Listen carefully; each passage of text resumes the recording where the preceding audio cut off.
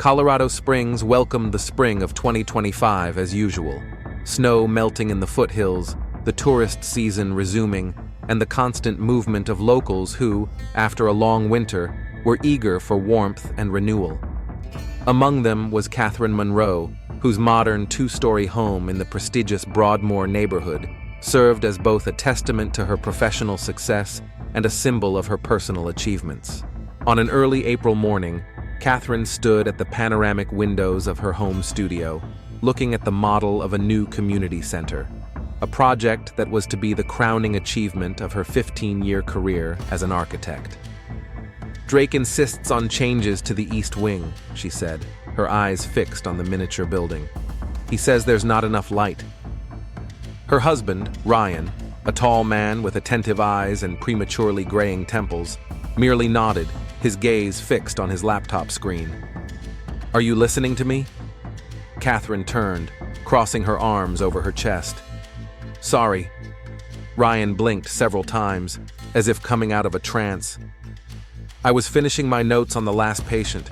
You were talking about the project?" Catherine nodded, but her face remained tense. "This is the most important contract of my life, Ryan. $20 million, a cultural center that will change the face of the entire downtown area. And you..." She paused, taking a deep breath. "Never mind. It matters." Ryan closed his laptop and walked over to his wife. "It's just a lot of work. You know that since the pandemic, the number of patients with anxiety has tripled." "I know," she softened. "I'm sorry. I'm on edge." Their eyes met. Both showed fatigue, but of different kinds.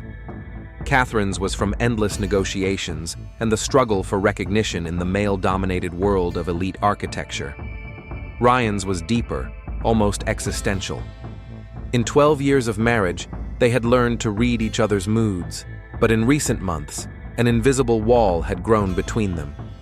Catherine felt it, but attributed it to stress and workload. "Do you have a meeting with Alex today?" she asked, returning to the model. Ryan visibly tensed. "Yes, therapy at 2, then maybe lunch. He's making progress, but slowly." Catherine smiled faintly. "Thank you for taking care of him. I know he's not the easiest patient." "He's talented," Ryan replied quickly. "He's just confused." Alex Nielsen woke up to the sound of an incoming message. Light filtered through the loosely drawn curtains of his modest rented apartment. He reached for his phone, wincing from a headache, the aftermath of a sleepless night working on a new composition. "I'll be waiting at 2 p.m. Don't be late. R." Alex exhaled and leaned back against the pillows. His gaze swept across the room, scattered sheet music, a keyboard synthesizer, empty coffee cups. In the corner was an unopened envelope with the logo of a collection agency, the third reminder in a month.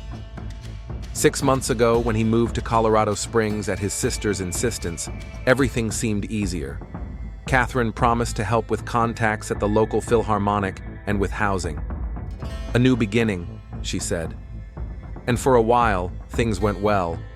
But his debts from New York followed him like shadows. Alex stood up and walked over to the mirror. Even at 34, he still had the same family resemblance to his sister as he had when they were children. The same expressive eyes, the same jawline. But where Catherine's features radiated confidence, his looked worn out. The phone rang. "Nielsen," Alex said hoarsely. "Mr. Nielsen, this is Marcus Dennis from Rocco Enterprises' finance department." Alex closed his eyes. "I know who you are." "Then you know why I'm calling. Mr. Rocco is very disappointed with the lack of progress in repaying your debt."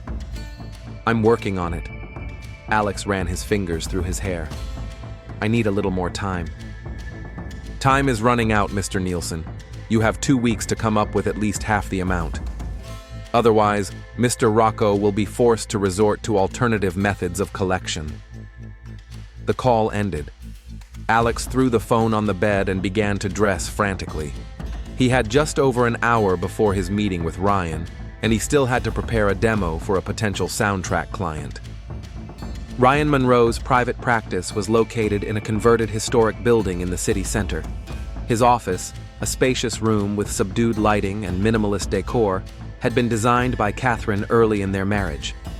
Ryan was reviewing notes from his previous session with Alex when his assistant announced the arrival of a patient. He closed the folder and took a deep breath to focus. "Hello, Alex." Ryan greeted him at the door as usual, but instead of a formal handshake, they exchanged quick glances. "Hi." Alex walked inside and sank into the chair opposite Ryan. "Sorry I'm late. Only 5 minutes." Ryan sat down, opening his notebook. "How was your week?" Alex shrugged. "Same as usual. Worked on a new track, went to an audition at the studio. Catherine called, asked if I needed money." "And what did you say?" "I lied. I said everything was fine." Alex rubbed his temples. "I can't take any more from her. She's already paid off half of my old debts." Ryan made a note. "Is your pride getting in the way of accepting help?" "It's not about pride," Alex replied sharply. "There are just some things she shouldn't know." "About the debts?" "About those too." There was a pause. Ryan studied Alex's face, noting the dark circles under his eyes and the nervous tapping of his fingers on the armrest. "You haven't been sleeping," he stated. "Third night," Alex nodded. "The nightmares are back, plus that call today." "What call?" "Never mind, more threats." Ryan put down his pen. "Alex, we agreed to be open with each other." "How are you?" Alex asked unexpectedly, changing the subject. "How are you and Catherine?" The question hung in the air. Ryan froze, weighing his words. "We're here to talk about you." "Come on," Alex smiled. "You see what I see." Their eyes met again, and in that moment, the professional distance between therapist and patient seemed to thin to invisibility. "Maybe we should pause therapy," Ryan said slowly. "Find you another specialist." "Because of a conflict of interest?" Alex leaned forward. "Or because of something else?" "Because of the ethics of the situation," Ryan replied firmly. "You're my wife's brother, and..." "And?" Ryan stood up and walked over to the window. "You know I care about your well-being, just like I care about Catherine's well-being." Alex stood up too. "What if I say I don't need another therapist, that you're the only one who really understands?" The silence in the office was broken only by the sound of the wall clock and the distant noise of traffic. Ryan turned to Alex. "Then we'll have to set very clear boundaries." His voice sounded tense. "For the good of everyone involved." "Boundaries," Alex echoed, his lips curving into a barely noticeable smile. "Of course, they can always be revised." That evening, Catherine was working on the final drawings for the project when she heard the front door slam. Ryan came home later than usual, and she could tell by his heavy footsteps what kind of mood he was in. "Tough day?" she asked when he appeared in the study doorway. Ryan nodded, loosening his tie. "Difficult patients. How's your project?" "Almost finished with the East Wing. Want to take a look?" He walked over to the table, standing behind her, and Catherine caught a faint scent of unfamiliar cologne, not the one Ryan usually wore. "Looks amazing," he said, studying the drawing. "You're a genius." "Did you see Alex today?" she asked, trying to make the question sound casual. Ryan stepped back. "Yes, we had a session. He's trying. But he needs time. Maybe more than we thought." Catherine turned to her husband. "He's hiding something, isn't he? I can feel it. I've always known when he's lying, ever since I was a child." "I can't discuss the details of therapy, Kat," Ryan reminded her gently. "Not even with you." "I know," she sighed. "I'm just worried. After everything he went through in New York, I don't want history to repeat itself." Ryan kissed her forehead, a gesture that used to be comforting but now seemed formal for some reason. "Everything will be fine. I'll keep an eye on him." When he left the room, Catherine remained seated, staring at the unfinished drawing. Something had changed in her home. in her life. The thin lines connecting the spaces on the paper seemed more understandable to her than the invisible threads binding three people, her, Ryan, and Alex, into a complex knot that tightened more and more with each passing day. Mid-April in Colorado Springs brought an unexpected cold snap. Alex walked through the streets of the city, his jacket collar turned up, trying not to think about the contents of the envelope in his inside pocket. The letter from Vincent Rocco, a businessman notorious in certain circles in New York, was not just a reminder of a debt. It was an ultimatum. 2 more weeks, and our patience will finally run out. We know about your sister and her husband. Nice house in Broadmoor, isn't it? It would be a shame if... Alex crumpled the letter in his pocket. $60,000. Money borrowed to record an album that never saw the light of day. Money he could have paid back if it weren't for his gambling addiction, which only made the situation worse. He didn't notice how his feet carried him to the building where Ryan's office was located. Office hours were long over, but the lights were still on in the third-floor windows. Alex climbed the stairs, passing the empty reception area. The office door was ajar. Ryan was sitting at his desk, immersed in documents. Hearing footsteps, he looked up. "Alex? What are you doing here?" His gaze shifted to the wall clock. "It's almost 10. "I need to talk," Alex said, closing the door behind him. "They found me. They know about Catherine, about the house." Ryan slowly put down his pen. "Sit down. Tell me everything in order." Alex sank into a chair, took out a crumpled letter, and placed it on the desk. Ryan read it carefully, his face remaining impassive, but the muscles in his cheeks betrayed his tension. "Rocco, is this the man you told me about?" "Yes. He's not the type to joke around, Ryan. If I don't pay him back..." "How much do you have?" "7,000. Maybe 10 if I sell the synthesizer." A heavy silence hung in the air. "I can give you 15, Ryan finally said. "That's all I have apart from the joint account with Catherine." Alex looked up. "Then I'm still 35 short. Maybe we should tell Catherine. She could..." "No," Alex cut him off sharply.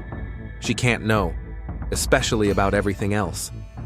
Their eyes met, and something unspoken hung between them.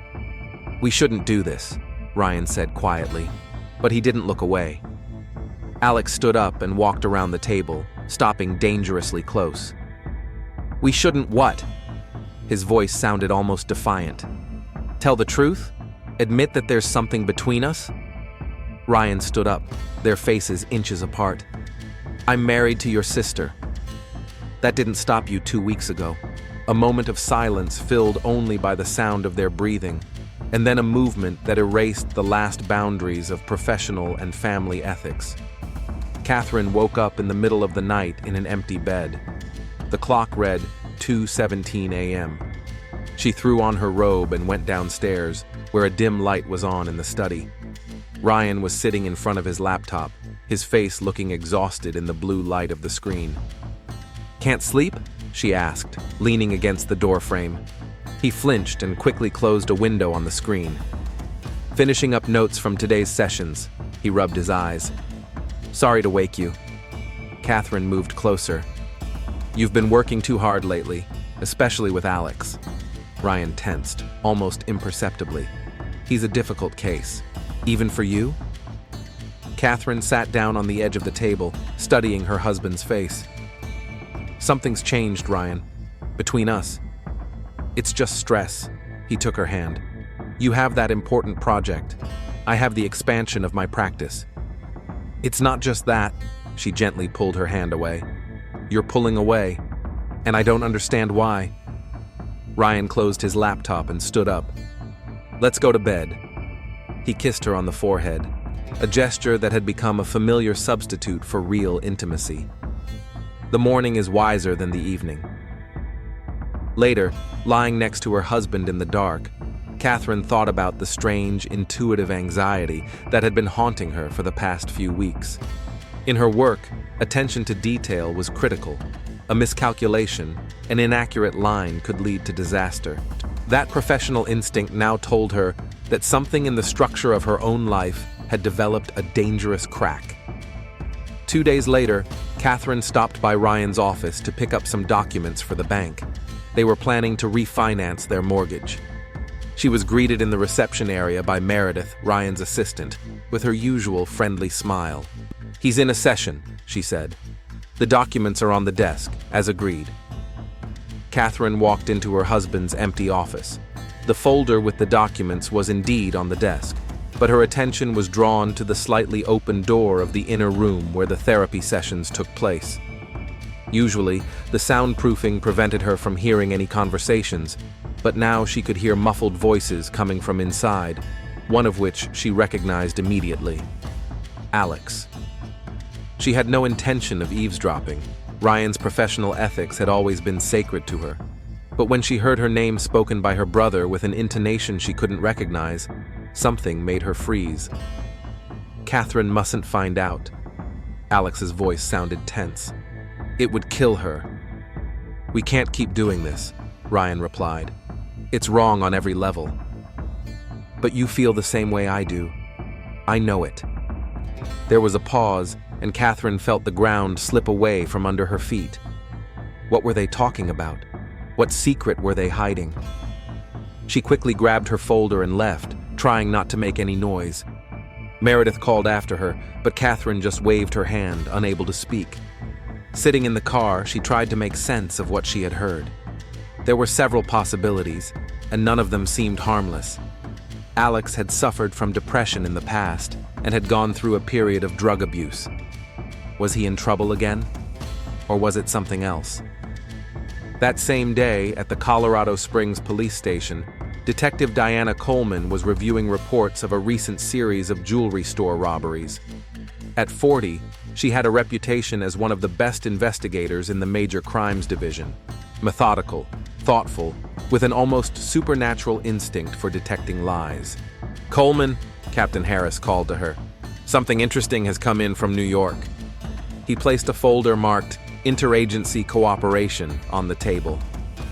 "A certain Vincent Rocco," the captain continued, "suspected of racketeering, illegal lending, possibly involved in 2 unsolved murders. According to our information, one of his debtors is currently in Colorado Springs." Diana opened the folder and saw a photo of a young man with a tired look in his eyes. "Alex Nielsen," she read. "Composer. Owed $60,000. We have information that Rocco sent his man here to collect." Harris paused. "Our colleagues in New York are asking us to keep an eye on the situation. They don't have anything substantial on Rocco, but if something happens here..." "I understand," Diana nodded. "Discreet surveillance?" "For starters, just talk to him, warn him. It might be worth offering him witness protection if he agrees to testify against Rocco." Diana studied the file carefully. Alex Nielsen, 34, moved to Colorado Springs 6 months ago. Prior to that, he had had problems with the law in New York. Minor offenses, 1 arrest for cocaine possession, but the case never went to trial. His sister is Catherine Monroe, an architect. His sister's husband is Ryan Monroe, a psychotherapist. "I'll take care of it tomorrow," she said, closing the folder. That evening, Alex did not answer Catherine's calls. She tried 3 times, each time getting his voicemail. Her intuition told her that her brother was avoiding talking to her for a reason. Ryan was also late, sending a message about an unscheduled session with a crisis patient. Around 9 o'clock in the evening, unable to sit at home any longer, she decided to drive by Alex's apartment. Nothing special, just to make sure he was okay. Her brother's apartment was in an old brick building on the outskirts of town. Catherine parked across the street and saw the lights on in his windows. She was about to get out of the car when she noticed a familiar figure coming out of the building. Ryan. He was walking quickly toward his car, looking around, clearly not wanting to be seen. Catherine instinctively ducked down, feeling her heart pounding in her chest. A few seconds later, Ryan's car drove past without noticing her. She sat there, stunned. Ryan had lied to her. There was no emergency patient. He was with Alex. Late at night, secretly. and judging by the way he looked around, it wasn't a normal professional visit. The pieces of the puzzle began to fall into place in her mind. Ryan's aloofness over the past few months, his increased attention to Alex, the strange phone calls that ended when she entered the room. But the most frightening guess, now almost a certainty, was too painful to even think about. She started the car and drove away without going up to her brother's apartment. She needed time to collect her thoughts and decide what to do about what now seemed like a betrayal by the two men closest to her. That same night, in another part of town, Alex Nielsen stood at the window of his apartment, looking down at the deserted street below. The phone in his hand showed 3 missed calls from Catherine. He knew he should call her back, but he couldn't bring himself to have that conversation. On the table lay an open laptop with a bank statement, $7,432, all he had left. Next to it was an envelope with $15,000 in cash that Ryan had given him before leaving. "That's only part of what you need," Ryan had said. "You need to think of another solution." Another solution. Alex understood perfectly well what Ryan was hinting at. Tell his sister and ask her for help. But how could he explain not only his debts, but everything else?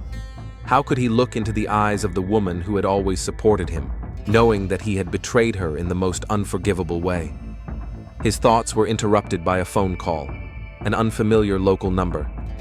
"Alex Nielsen?" A man's voice with a slight accent asked. "My name is Marcos. I represent Mr. Rocco. I'll be in your city tomorrow at noon. I hope you'll have the full amount for me." "I need more time."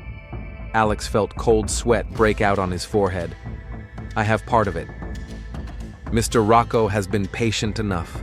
The voice remained calm, which made it even more ominous. "The full amount. Tomorrow. Otherwise, we will have to turn to your family. Perhaps your sister and her husband can help?" The connection was cut off.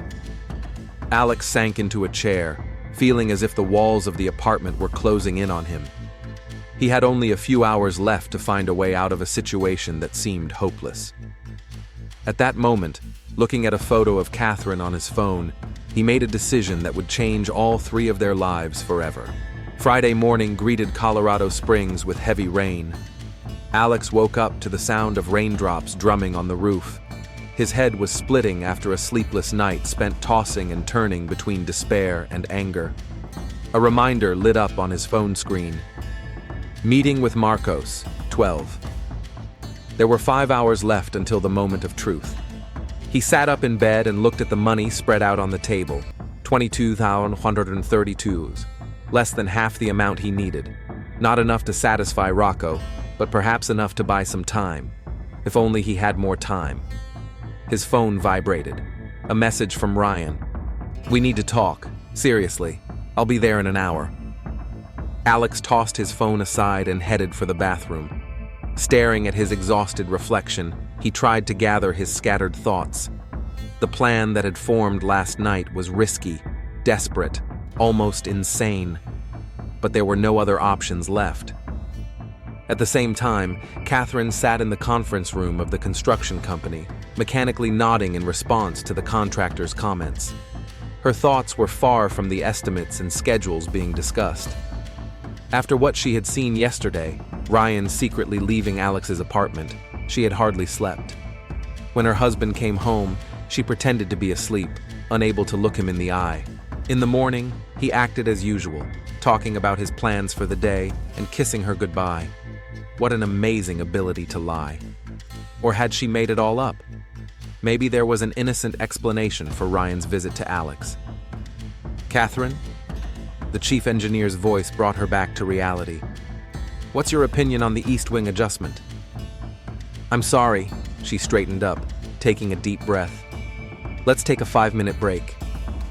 In the hallway, she took out her phone and saw a missed call from an unknown number.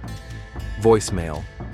A woman's voice, formal, introduced herself as Detective Diana Coleman from the Colorado Springs Police Department, asking her to call back regarding Alex Nielsen. The police? Alex? Catherine felt a new level of fear added to her already existing anxiety. Ryan parked outside Alex's house at exactly 9 a.m. All the way there, he had been going over the upcoming conversation in his head. The situation was out of control. Professional ethics had been violated. His marriage was in jeopardy, and now there were these threats from creditors. It was time to take decisive action. Alex opened the door without saying a word. His gaze was cold and appraising. "We need to stop," Ryan said as he walked inside. "All of this, immediately." "Interesting timing," Alex smirked, closing the door. "When I'm up to my neck in shit." "That's not what I'm talking about," Ryan lowered his voice. "I'm talking about us. What's happening between us is a mistake. I love Catherine, but not enough to be faithful." Alex moved closer. "Or enough to be afraid of the consequences now." Ryan stepped back, creating distance. "I saw Catherine's car outside your house yesterday. She could have seen me leaving." The statement threw Alex off balance for a moment, but he quickly regained his composure. "And what will you tell her if she asks?" "The truth, that I was helping you with your problems." Ryan looked away. Not the whole truth, of course. Alex walked over to the table where the money was lying and began methodically folding the bills into an envelope. "I'm meeting with Rocco's man at noon. I only have a third of the amount. You know what that means?" "I can't give you any more," Ryan said firmly. "I'm already taking a risk by hiding these expenses from Catherine." Alex turned, his eyes narrowing. "How about just telling her the whole truth, Ryan? The debts, the threats, our relationship." There was a heavy pause. "You won't do that," Ryan finally said. "I won't?" Alex laughed bitterly. "I'm backed into a corner. Either I get the money, or Marcos moves on to alternative collection methods. What do you think that means?" "We'll find another way." Ryan took a step forward, but Alex backed away. "No we, not anymore. You just made it clear that it's over between us." His voice sounded almost calm, but with dangerous undertones. "So now it's every man for himself." Ryan studied Alex's face intently, as if trying to see something in it that would explain this sudden change. "What are you planning?"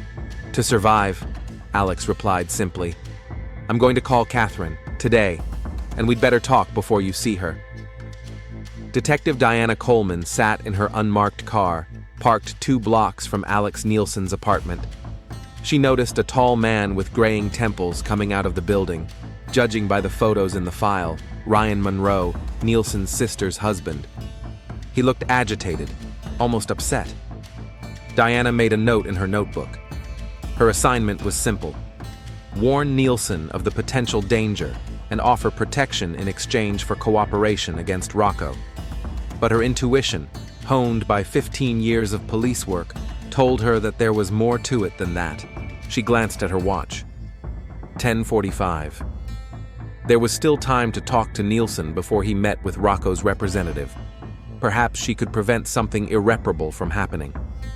Diana called Catherine Monroe again, but got her voicemail once more.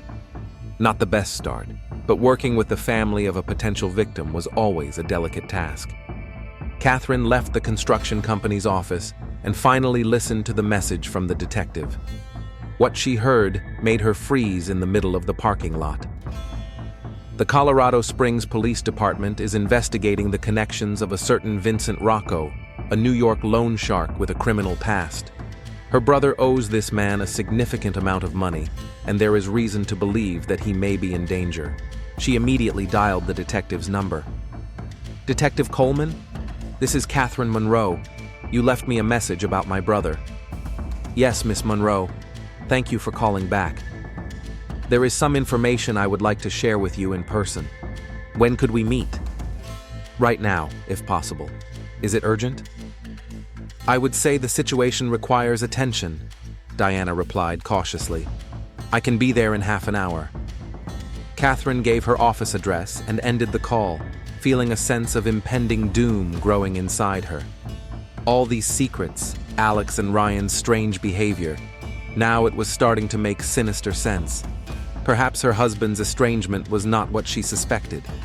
Maybe it was all about Alex's debts. Perhaps Ryan was just trying to help her brother. The thought brought her slight relief, but her intuition told her that the truth would be much more complicated. Alex ended his conversation with Catherine, agreeing to meet at 7 in the evening. His heart pounded as he explained the reason. "I need to discuss something, about Ryan, and about me."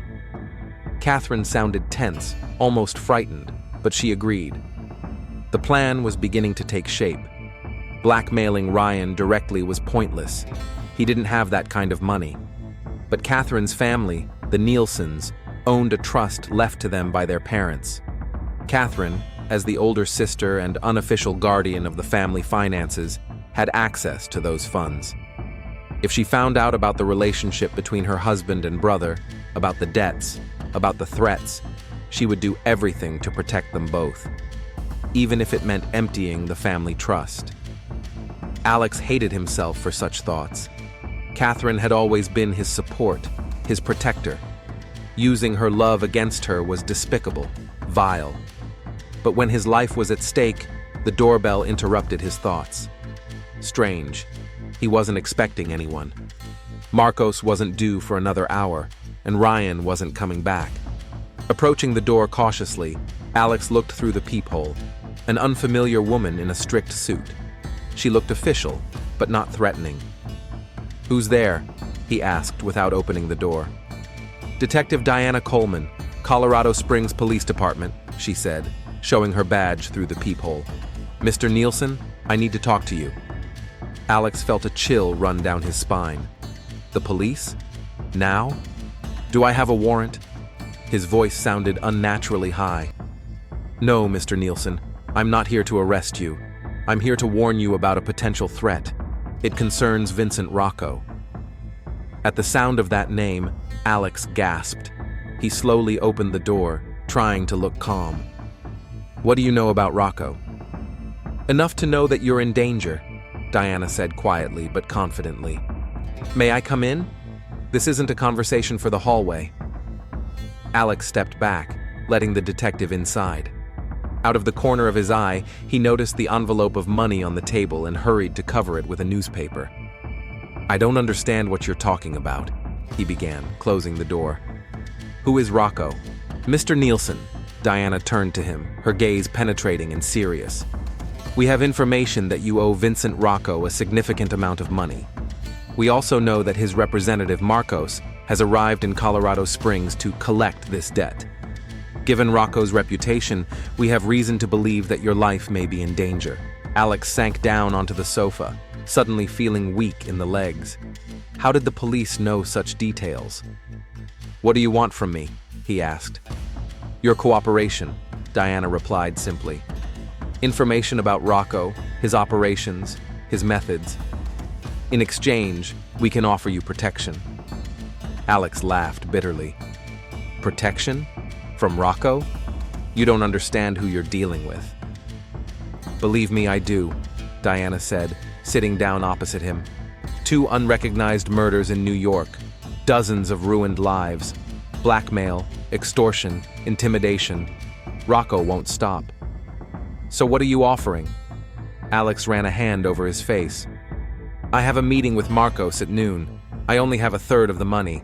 What do you think will happen if I don't pay?" "We can stage the payment." Diana leaned forward. "A microphone, a capture team nearby. As soon as Marcos says something threatening, we arrest him. And you get protection and a new identity if you decide to testify against Rocco." Those words made Alex think. A new identity, a new life, escape from debt, from his complicated relationship with Ryan, from the inevitable disappointment in Catherine's eyes. It was tempting. But part of him knew it wasn't the answer. You can't run away from yourself, and problems have a way of finding you, no matter where you hide. "I need to think about it," he finally said. "I have other commitments." Diana studied his face as if reading his unspoken thoughts. "You have family here, Mr. Nielsen. A sister who, I'm sure, cares about you.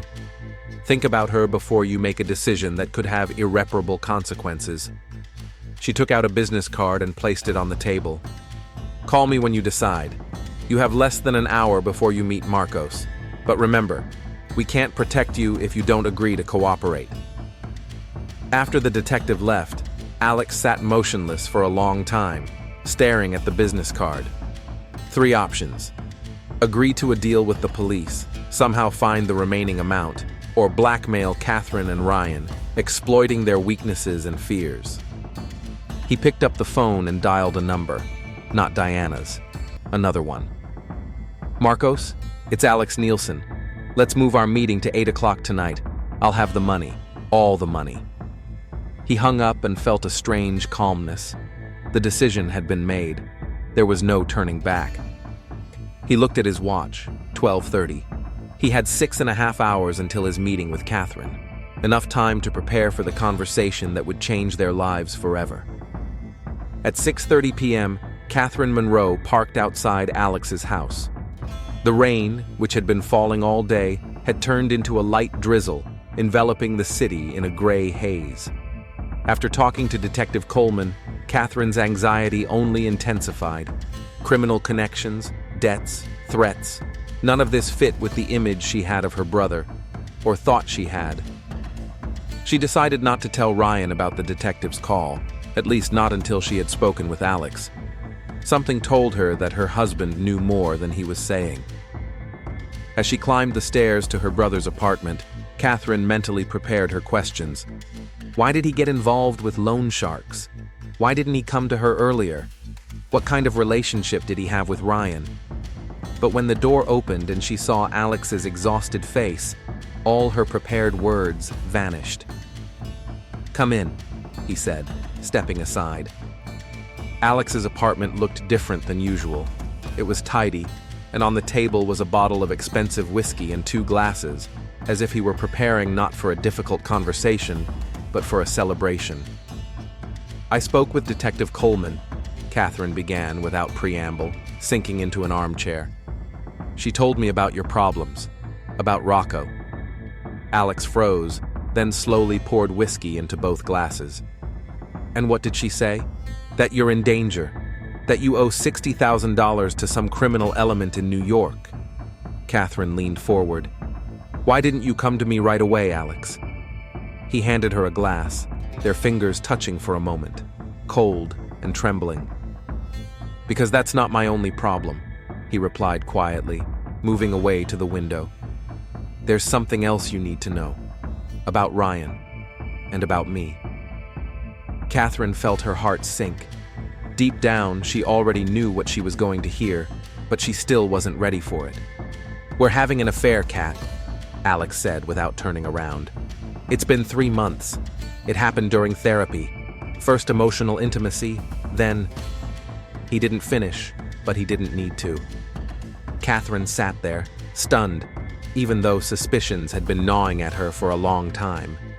Hearing the truth from her brother's mouth was completely different from suspecting it. "Is that why you called me?" Her voice sounded unnaturally calm. "To confess?" Alex turned to her, and Catherine saw something new in his eyes, cold determination. "Not only that, I need money, Kat. All 60,000. Today." "Blackmail?" She smiled bitterly. "Seriously, Alex?" "Not blackmail. More like a deal." He took a sip of whiskey. "The family trust. You have access to it. You can withdraw the money today. You want me to give you family money in exchange for keeping quiet about your affair with my husband?" Catherine stood up, her face contorted with anger and pain. "Do you even understand what you're doing?" Alex stepped toward her, his eyes shining feverishly. "I have a meeting with Rocco's man at 8. If I don't give him the money, he'll resort to alternative methods. Do you know what that means, Kat?" His voice broke. "They'll start with me, then move on to you, to Ryan. These people aren't joking." "Then go to the police," Catherine exclaimed. "Detective Coleman offered you protection, right?" "Protection?" Alex laughed, and that laugh frightened Catherine more than his words. "From Rocco? There's no witness protection program that can save you from him. He'll find a way to get to me, no matter where I am." Catherine took a deep breath, trying to calm down and think rationally. "What about Ryan? Does he know you came to me with this offer?" No, he thinks I'm just going to confess everything. Alex turned away. He broke up with me this morning. He was afraid you saw us yesterday. Catherine shuddered. So Ryan really had been here last night, and he realized she had seen him. The realization filled her with an icy emptiness. So that's what this is about? She said quietly. Revenge? Ryan dumped you, and you decided to destroy our marriage? It's not that simple, Kat, Alex said, a strange weariness in his voice. I really did have feelings for him, and I thought he did too. But it turned out that for him, it was just a fling. Catherine walked over to her purse and took out her phone. I won't give you any money, Alex, and I won't let you blackmail me or Ryan. I'm calling Detective Coleman, right now. Alex was by her side in a flash, snatching the phone from her hands. No, Kat, you don't understand. They'll kill me. Give me the phone. She tried to take it back, but Alex backed away. I can't. There's too much at stake. Catherine noticed a small gun on the coffee table that she hadn't seen before. Following her gaze, Alex quickly grabbed the weapon. It's just for protection, he said, though his voice sounded uncertain. I'm not going to... God, Alex, Catherine whispered, backing away toward the door. What happened to you? Life happened, sis, he replied bitterly. Not everyone can be as successful and righteous as you. I'm leaving, she said firmly, and I'm calling the police as soon as I get out of here. No! Alex blocked her way, raising the gun threateningly. You're not leaving until we figure this out. I can't let you ruin everything. Catherine froze, staring at the barrel of the gun. Her brother, always emotional but never violent, now stood before her, shaking and desperate, ready for anything. Put the gun down, she said quietly. We'll talk. We'll find a solution together. Alex hesitated, and for a moment, Catherine thought she had gotten through to him. But in the next second, she heard the front door open. Alex? Catherine? Ryan's voice cut through the tense silence. It all happened in a matter of seconds. Alex turned toward the voice. Catherine rushed toward him, trying to take the gun away. A deafening shot rang out during the struggle. Time seemed to freeze, and then flowed with unnatural clarity. Alex slowly sank to the floor, a dark stain spreading across his shirt. His eyes, wide with surprise, met Catherine's. They did not show accusation, but a strange relief, as if the end of a long and painful journey. I'm sorry, he whispered before his eyes glazed over. The next few hours merged into a blurred nightmare for Catherine. Ryan's scream, his hands trying to stop the bleeding, the call to 911, the arrival of the police and paramedics, the formal announcement of death. It all happened as if in another reality, separated from her by an invisible wall of shock. Detective Diana Coleman arrived at the scene 15 minutes after the first patrol officers. Alex Nielsen's apartment was already cordoned off, and forensic technicians were methodically working to record every detail. Coleman scanned the scene. A body on the floor covered with a sheet, a gun in a plastic evidence bag, 2 glasses of whiskey on the table, an open envelope with money. At first glance, it was a classic scene of confrontation that had escalated into tragedy. But something about the positioning of the participants, the victim's sister and husband, both in shock, made the detective wary. Detective Coleman, she introduced herself, approaching Catherine, who was sitting on the sofa with a blank stare. We spoke today. Catherine slowly raised her eyes, her gaze frozen. I'd like to ask you a few questions, Diana continued gently. I understand you're in shock, but the sooner we clarify the details, the better. It was an accident, Catherine said mechanically. We were fighting over the gun. He threatened... Catherine, Ryan interrupted, who had been giving a statement to another officer. You don't have to say anything without a lawyer. Diana looked at him intently. Mr. Monroe, you were here during the incident, weren't you? I arrived later, he said, sitting down next to Catherine and putting his arm around her shoulders. I heard a gunshot as I was climbing the stairs. And what did you see when you entered? Ryan hesitated for a moment. Alex was on the floor. Catherine was next to him, in shock. The gun. He paused, as if hesitating to finish. "Where was the gun, Mr. Monroe?" Diana asked insistently. "On the floor, next to the body," he replied after a pause. One of the forensic technicians approached the detective and whispered something to her. Diana nodded and turned to the couple. "Mrs. Monroe, why did you come here today?" "Alex called," Catherine replied quietly. "He said we needed to talk about something important." "About your debts? About Vincent Rocco?" Catherine flinched and glanced quickly at her husband. "Yes, and other things." "What other things, Mrs. Monroe?" There was an awkward pause. Ryan tensed, his hand frozen on Catherine's shoulder. "Personal things," she finally said. "Family matters." Diana made a note in her notebook. "Mr. Monroe, why did you come here tonight?" "I was worried about Catherine," he replied quickly. "She was upset after talking to you. And when she went to Alex's. But how did you know she was here? Did she tell you?" Ryan blinked. "No, he faltered. "I just assumed she would come here after your call, about Alex's debts." "Interesting," Diana said slowly. "Because in my conversation with Mrs. Monroe, I didn't mention that I was going to call her brother." "How did you know I contacted him?" Ryan paled. "Catherine must have mentioned it." "I didn't tell you," Catherine said quietly, moving away from her husband. "You said yourself that you were here this morning. Did Alex tell you?" Diana watched this exchange closely, noting the growing tension between the couple. "Perhaps we should continue this conversation at the station," she suggested, "separately with each of you." "We're not going anywhere without a lawyer," Ryan said firmly. "That's your right," Diana agreed. "But keep in mind that the longer you delay giving detailed statements, the more difficult it will be to establish the truth, especially given certain inconsistencies." "What inconsistencies?" Catherine asked tensely. Instead of answering, Diana turned to one of the forensic technicians. "Show them."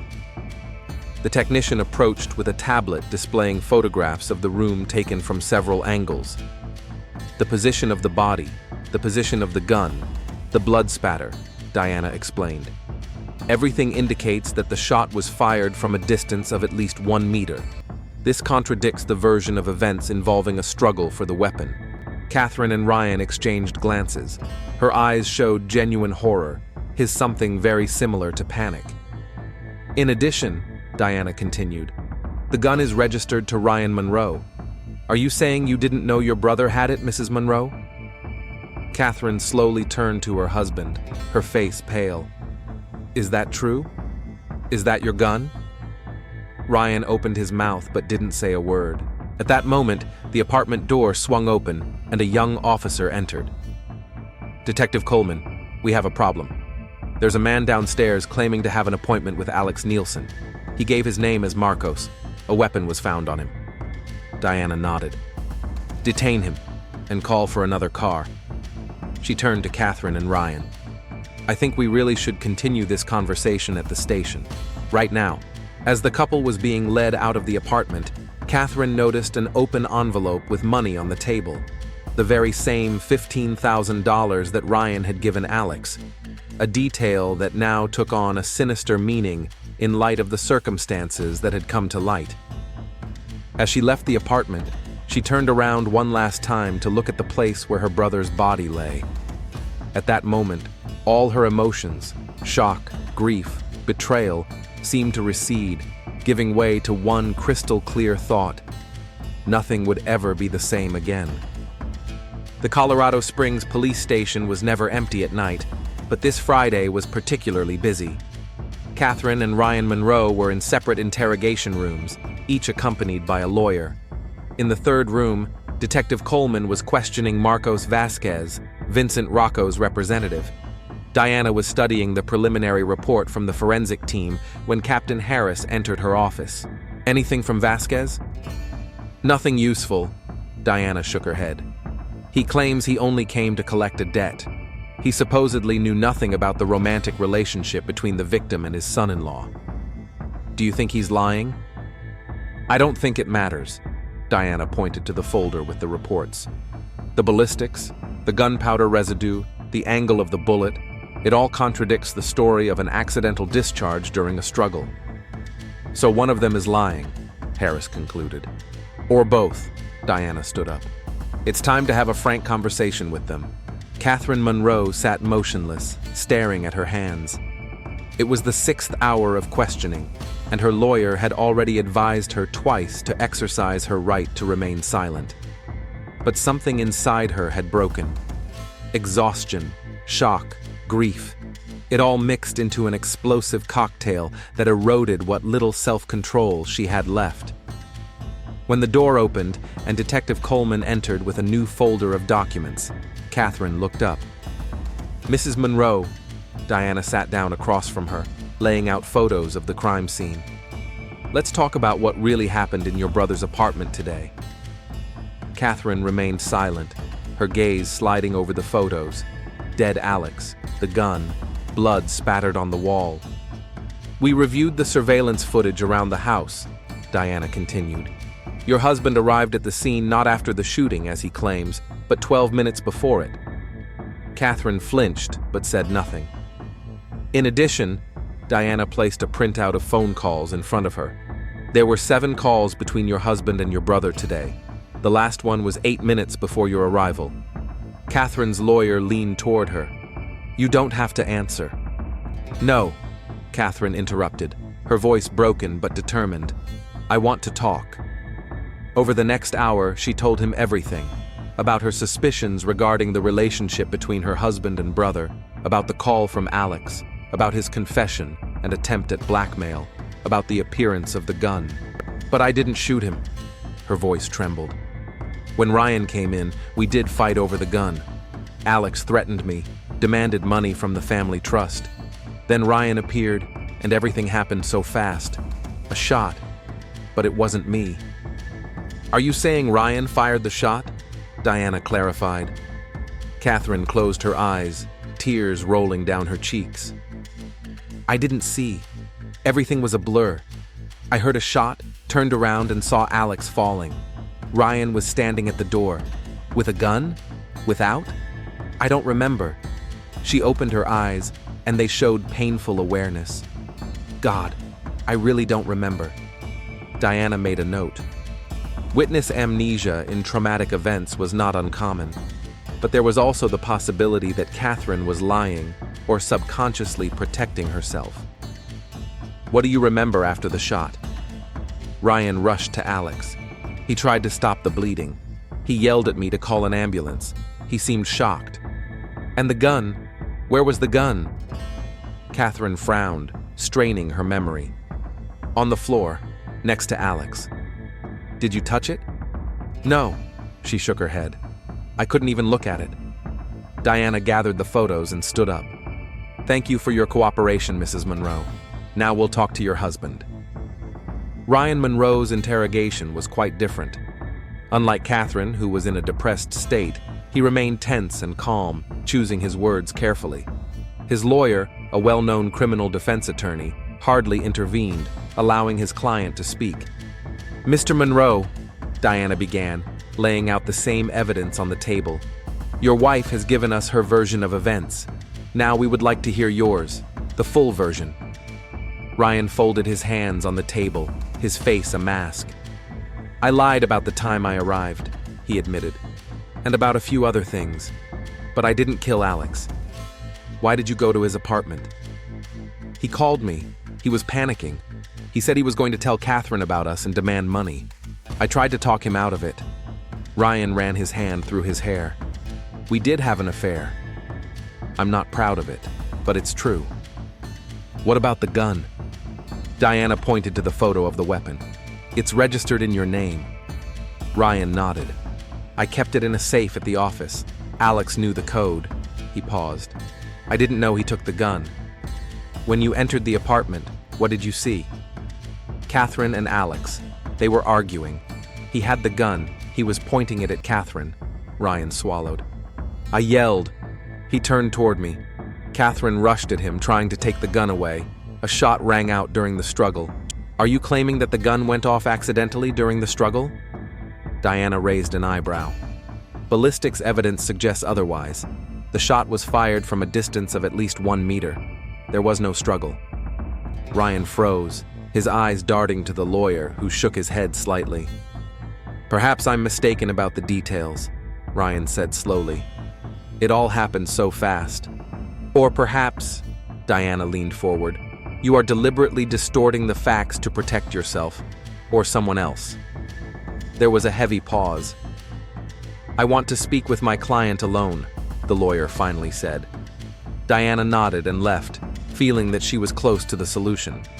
But what exactly that solution was remained unclear. An hour later, she was called back into the interrogation room.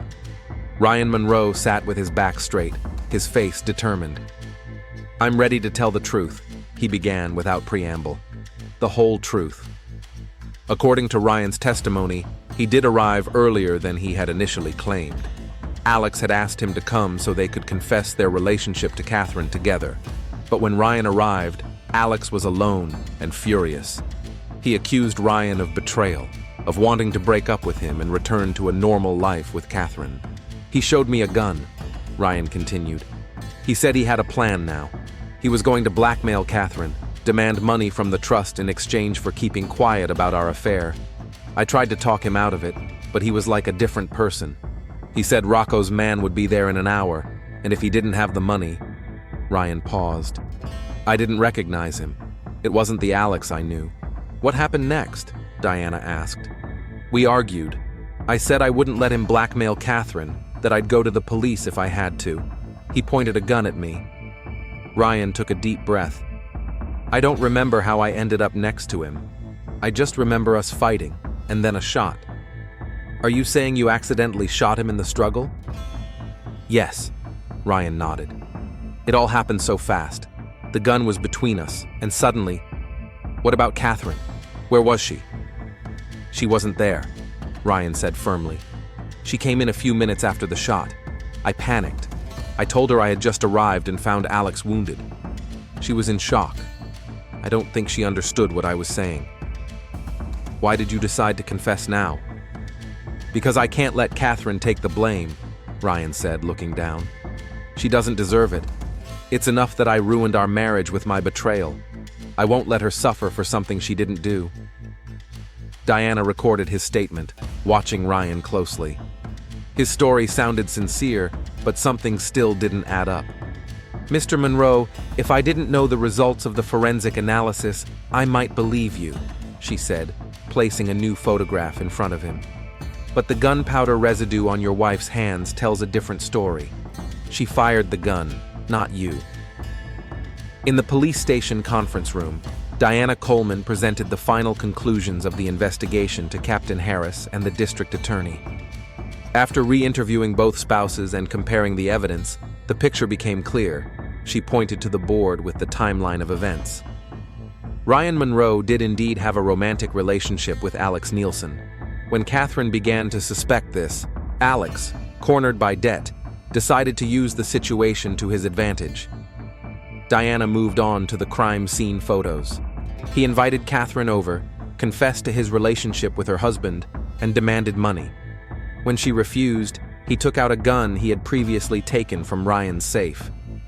At that moment, Ryan himself appeared, having been warned by Alex about the blackmail plan. A confrontation ensued between them.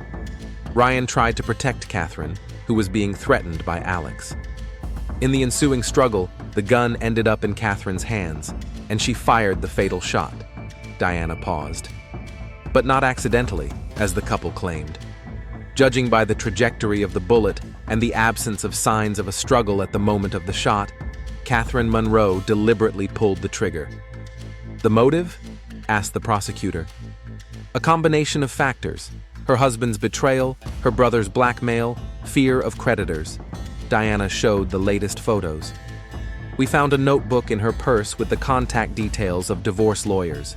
She knew or suspected the affair even before Alex's confession. What about the couple now? Both are in custody. Ryan Monroe is trying to take the blame, claiming that he fired the shot. Catherine insists that it was an accidental discharge in self-defense. "What's your opinion, Detective?" Harris asked. "Catherine Monroe committed murder in the heat of passion." Diana closed the folder. "Premeditated, but provoked by extreme circumstances. Ryan is trying to protect her, but the evidence is irrefutable." 6 months later, the trial for the murder of Alex Nielsen concluded in the Colorado Springs District Court. Catherine Monroe was found guilty of involuntary manslaughter and sentenced to 10 years in prison with the possibility of parole after 3 years. The case of Alex Nielsen's death was closed, but the scars it left on the lives of those involved in the tragedy will never fade. Nor will Diana Coleman ever forget Catherine's confession during the final interrogation. "I didn't want to kill him, but when he threatened us with a gun and said he would ruin our lives, I saw something in his eyes that made me realize he was no longer my brother.